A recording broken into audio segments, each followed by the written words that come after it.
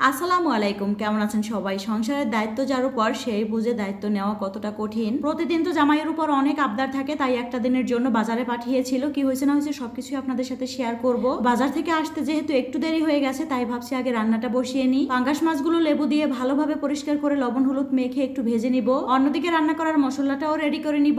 অনেকেই পাঙ্গাস মাছ পছন্দ করে কিন্তু গন্ধ আসে, যার কারণে খেতে চায় না। তবে এইভাবে রান্না করলে কিন্তু অনেক বেশি মজা হয়। প্রথমেই পাঙ্গাস মাছ পরিষ্কার করার সময় কুসুম গরম পানি আর লেবু দিয়ে পরিষ্কার করতে হয়। যাই হোক, এখানে সব ধরনের মশলার কিছু আলু দিয়ে ভালোভাবে কষিয়ে নিব। পাঙ্গাস মাছে তো এমনিতেও অনেক বেশি তেল থাকে, আর আলু দিলে তেলের পরিমাণটাও কমে যায়। আজকে জামাইও বাসায় ছিল না, কিছু তরকারির দরকার ছিল। জামাইকে ফোন করার পরে সে বলল তুমি বাজারে যাও।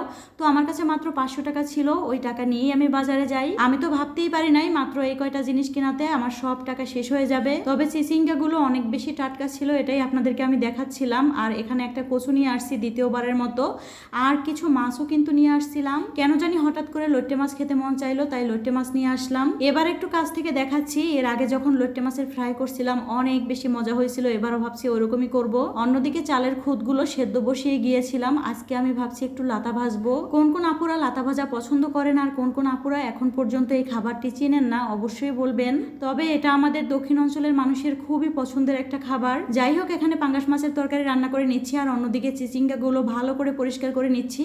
আমি সবসময় চিচিঙ্গা পরিষ্কার করে তারপরে কেটে নিই। মাঝে মধ্যে আবার মনে থাকে না, ওই দিন তো চিচিঙ্গা ভাজি করতে অনেক কষ্ট হয়ে যায়, মানে তরকারির মধ্যে অনেকগুলো পানি চলে আসে। আর এই তো এখানে কিন্তু লাতা ভাজা হয়ে গেছে। আগে থেকে কিছু মুরগির মাংস রান্না করা ছিল, ওই মুরগির মাংস দিয়েই আজকে আমি লাতা ভাজা খেয়ে নিব। ছোটবেলা তো সকালের নাস্তায় এই লাতা ভাজা আমাদের একটু বেশিই থাকতো। এই তো অন্যদিকে আমি চিচিঙ্গা ভাজিটা বসিয়ে দিয়েছি, আর আজকে চিচিঙ্গা ভাজি আমি ডিম দিয়ে করব।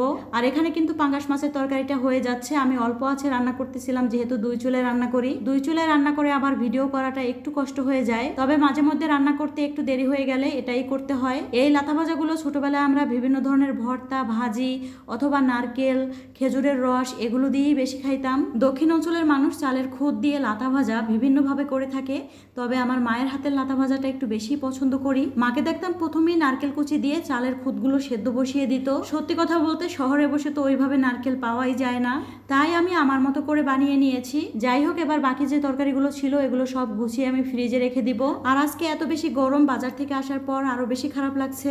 মাঝে মধ্যে একজনের দায়িত্ব অন্য একজন নিয়ে দেখতে হয়। আসলে সব কাজেই কিন্তু অনেক বেশি কষ্ট। আমরা অনেকেই ঘরে বসে এই বিষয়গুলো বুঝতেই চাই না। অনেক সময় আবার আপুরা ঘরের কাজ করে, কিন্তু ছেলে মানুষ বাহির থেকে এসে বলবে তুমি সারাদিন কি করেছো। এজন্য আমার কাছে মনে হয় সবাই সবাইকে বা সবার কাজকে সবাই সম্মান করলে কোনো সংসারেই কিন্তু কোনো অশান্তিই থাকে না।